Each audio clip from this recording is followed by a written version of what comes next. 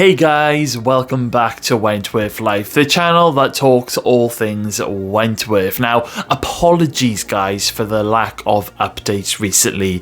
Myself and Peter, we recently got back from our 3-week honeymoon, which was fantastic, and we've just been really busy, so I was kind of struggling to keep to a schedule over the last 2 to 3 months, but fear not, we are back in business. So continuing on with our Wentworth Season 4 episode reviews, today I bring you Season 4 Episode 10 titled Smitten. And this is a pretty bad episode for Ali Novak because at the end of the last episode, Ali went back onto the drugs, and in this episode we begin with Ali completely off her face. Ali believes, she has lost Bea forever after CRAIGz lied about Ali prostituting herself to get close to Bea, which, I'm really not happy about it at all. CRAIGz seems totally fine to just let Ali go off the rails in this episode, and it really pisses me off. All of this is just to become between, Bea and Ali, and it's not CRAIGZ's finest moment.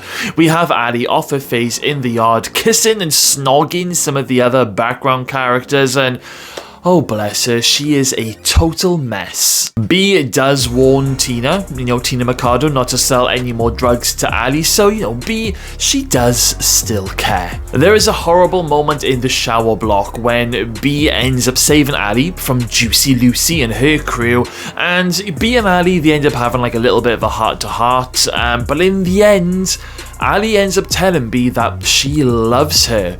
Bea then turns around and says, "That's a shame." No! This is just a big fat no from me. Once again, Kaz Proctor has caused all of this, and I think this is the part of the series where I absolutely despise Kaz Proctor. I mean, don't get me wrong, I will grow to love her all over again in later seasons, but right now, nah.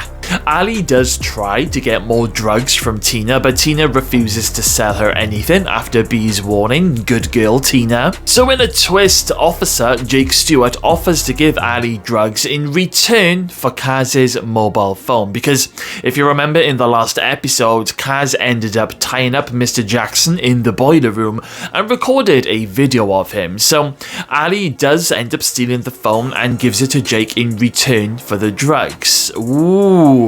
Naughty, Mr. Stewart. This is the first time where we really get to see the other side of Jake. I mean, up until now, we weren't quite sure where Jake's character was going, but this episode confirms that he definitely has a very naughty side.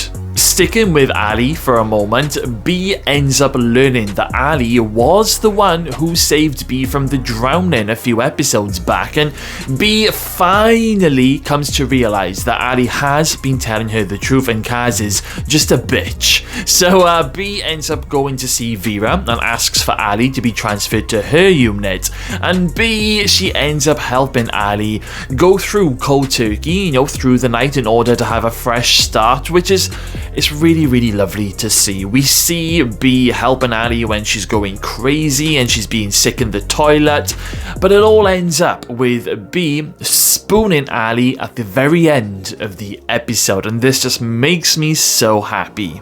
Bea needs to feel loved, but she also wants somebody to love and look after, and I just love the ending of them both spooning together. The writers really gave us what we wanted, but I'm trying my very best not to think about what's coming up in the next 2 episodes, so let's just forget about the future and let's just cherish this beautiful moment. Going back over to Jake, who is being very naughty in more ways than one.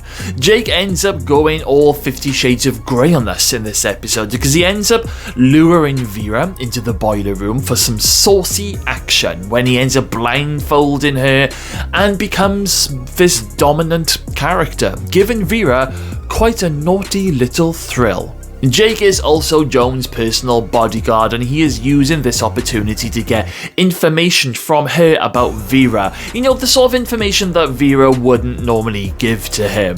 Just what is Jake up to? Does he genuinely like Vera, or is he after some serious dirt on the governor? Jake also gains Will's friendship after getting that mobile phone recording for him, and the pair of them, they end up going on this big night out together, and Jake ends up handing Will a tablet, which I assume is ecstasy. Now, is Jake doing this to try and get something also on Will? I can remember thinking to myself when I was first watching this episode, I was thinking, is Jake trying to get stuff on everyone in the prison to use to his advantage? Is he going to try and blackmail his way up to be a governor? Because at the time of this first airing, we had no idea where any of this was going. So I was getting a little bit worried about some of our favourite staff members of Wentworth. We continue to follow Frankie on the outside, who is working in legal relief, and she ends up working with Shane Butler to basically, she's trying to find out what's happening between him and Joan Ferguson without giving anything away. Now, Frankie ends up helping Shane to stay out of juvie, and Shane, he actually thinks that Frankie is a pretty cool chick and even likes her tattoos. I actually love how Frankie presents herself in this episode. She really has come a very long way since season 3. Joan ends up helping Shane with accommodation and lets him stay in her house, which actually really shocks Frankie, because Frankie, she knows that Joan always has an ulterior motive, and she also knows how dangerous Joan can be. Just what is Joan planning with Shane Butler? Boomer and Maxine's hopes for a baby continues when Maxine gets some of her sperm or spoof that she had frozen ages ago smuggled into the prison. Boomer tries to steal a syringe in the hospital wing, but she ends up getting caught and she ends up being sent to the slot. Now, there's actually a really funny moment when Maxine comes back from her visit with the spoof, and Liz ends up saying something along the lines, now I might say this wrong, but you'll know where I'm coming from. She says something along the lines of, you got your own spoof hidden inside your own snatch. That is so funny. Now, Maxine's spoof is smuggled into Boomer in the slot in Boomer's burger. That sounds so wrong in so many levels. Boomer then does the deed, and then, will Boomer get pregnant? Well, if she does, there's going to be a lot of serious questions from the officers, and especially Governor Vera Bennett. I just love how Liz, Sonia, Maxine and Boomer, they're all working together to try and make this happen. It keeps the whole family unit thing together in the show, which I just love, because Wentworth is a very dark show at times and we need this little bit of light relief from time to time. But that whole family unit thing doesn't last for very long, because Liz, she is trying to still get a confession out of Sonia Stevens about her missing friend Helen Masters, and Liz is starting to get the hots for Detective Kaplan. Now Liz, she ends up conjuring up this fake story to Sonia, hoping that it will get Sonia to open up and make a confession of her own. So Liz ends up telling Sonia about the time where, she ended up squishing her mother-in-law to death all those years ago.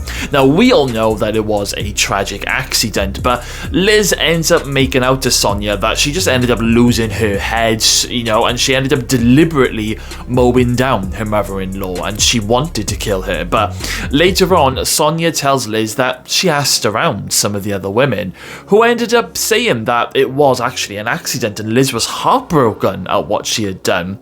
Now Sonia, she starts to become a little bit creepy towards Liz towards the end of this episode, especially when Sonia ends up watching Liz through her cell door window in a really creepy and menacing way, and Liz ends up clocking it and she starts to panic. It's all starting to become a very dangerous game of cat and mouse, but you're left wondering who is actually doing the hunting, who will get caught in the trap.